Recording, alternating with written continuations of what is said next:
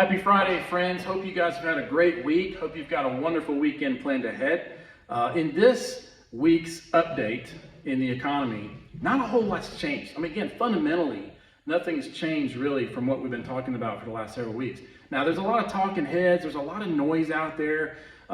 Listen, there's some leading indicators. In fact, the conference board met or brought their numbers forward this past week and showed that the leading indicators in the economy have dropped month over month for the 14th month in a row. The last time that happened was 2007. Not saying that there's a housing crisis, but there was a recession issue or a recession crisis. After that, obviously, the housing crisis had a lot to do with that.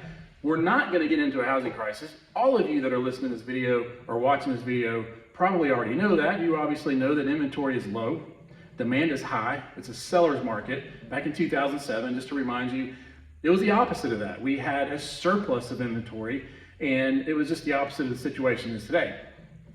But from an economic standpoint, from the fundamental standpoint, some of those points are the same. And so we are going toward more of a recession in the economy. The GDP numbers are indicating that, despite what people like Janet Yellen and others are saying.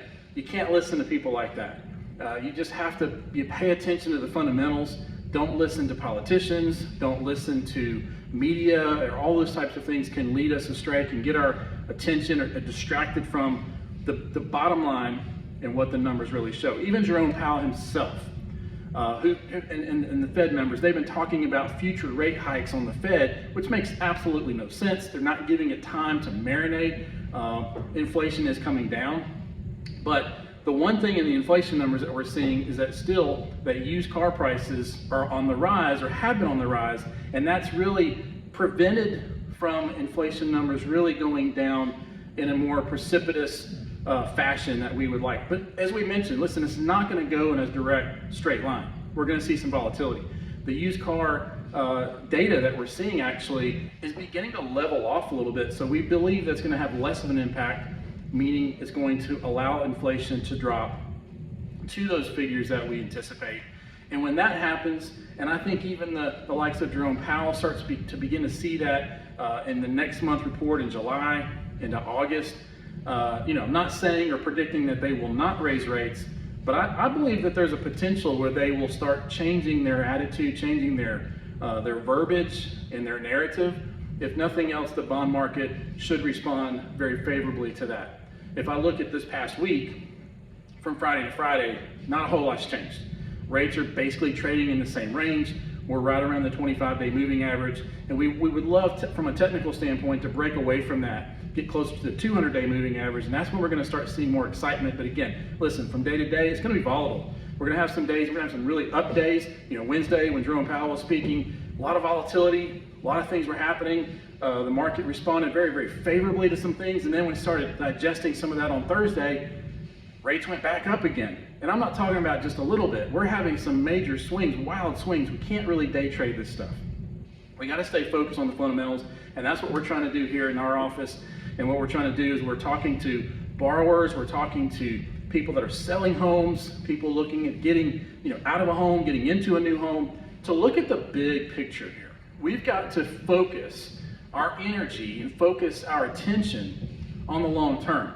I don't buy a house on Friday with the intention of selling it on Monday. Now, I know there are investors out there, the fix-it flippers, all those types of things. And really, but when I'm looking at a long-term investment, I got to look at the long-term options. And so, I've talked to somebody this morning about, listen, we know rates aren't where we want them to be. Let's focus on getting a good deal. We know these prices are going to continue to go up. So let's I want to be more fee conscious than rate conscious. I don't want to buy a lot of points. I don't want to spend a lot of fees on something that I might want to save, 6, 8, 9, 12 months down the road when I want to refinance it back at 5%, 4%, whatever it might end up being. So again, let's just keep an even keel, and I know you guys are doing that, but from a standpoint of the market, not a whole lot of change, except for the fact that we just got to close our ears to the noise and the distractions out there and point our clients, point people that we're talking to in the real estate world to the fact that you don't want to miss out.